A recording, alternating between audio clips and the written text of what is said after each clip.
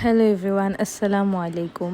তো রমজান তো চলেই আসলো, 2-3টা রোজা হয়েও গেছে। আপনাদের রোজাগুলো কেমন কাটতেছে অবশ্যই আমার সাথে শেয়ার করবেন।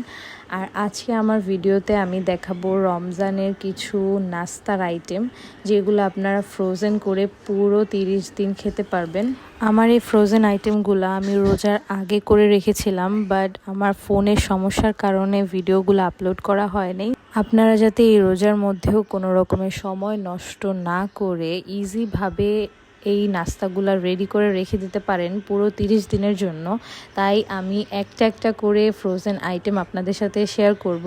আজকে আমি যে ফ্রোজেন আইটেমটা করব সেটা হচ্ছে চিকেন চিজ বল। কোনো রকমের কথা না বাড়িয়ে এখন আমরা চলে যাব সরাসরি ভিডিওতে। তো এখানে আমি একটা বোলের মধ্যে চিকেন কিমা করে নিয়েছি, আর এটার মধ্যে প্রয়োজন মাফিক পেঁয়াজ, কাঁচামরিচ আর কি কি দিছি আমি নিজেও জানি না।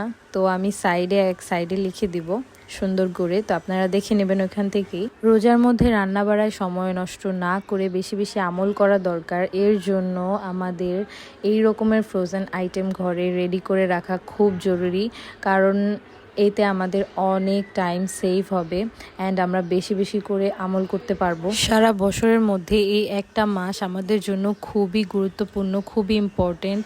আমলে যাতে কোনো দিক দিয়ে কমতি না হয় সেই দিকে আমাদের অবশ্যই খেয়াল রাখতে হবে। তো কথা বলতে বলতে এখানে আমার চিকেনের ব্যাটারটা রেডি হয়ে গেছে। এখন আমি সাইডে আরেকটা বলে একটু ময়দা, শুকনা মরিচের গুঁড়া আর লবণ দিয়ে ভালোভাবে গুলিয়ে নিব।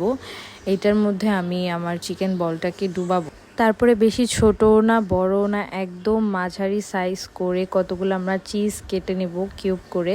চিজটাকে আমরা একদম ভালো করে মাংস দিয়ে মুড়িয়ে নিব, কোনো দিক দিয়ে যাতে কোনো ফাঁকা না থাকে এইদিকে খেয়াল রাখবেন অবশ্যই। তো এরকম করে আমি সবগুলা চিকেন কিমাগুলাকে আমি বল বল করে নিয়েছি। এবারে চিকেন চিজ বলগুলাকে আমি এক সাইড করে রেখে দিব সবগুলো একসাথে। তারপর আমি যে ব্যাটারটা আগে গুলিয়ে রেখেছিলাম সেটার মধ্যে আমি চিকেন বলগুলাকে ভালোভাবে ডুবিয়ে নিব, একদম চারপাশে সুন্দর করে মেখে নিব। মাখানো হয়ে গেলে বেড ক্রাম দিয়ে ভালোভাবে মুড়িয়ে নিব। বেড ক্রাম আপনারা চাইলে যে কোনো ব্র্যান্ডেরটা ইউজ করতে পারেন। এই বেড ক্রামগুলো আপনারা ইজিলি যে কোনো বেকারিতে বা সুপার শপে আপনারা পেয়ে যাবেন, বা ঘরে মুড়ি বা বিস্কুট থাকলে সেগুলোও গুঁড়ো করে ব্যবহার করতে পারেন, টেস্ট একরকমই আসবে।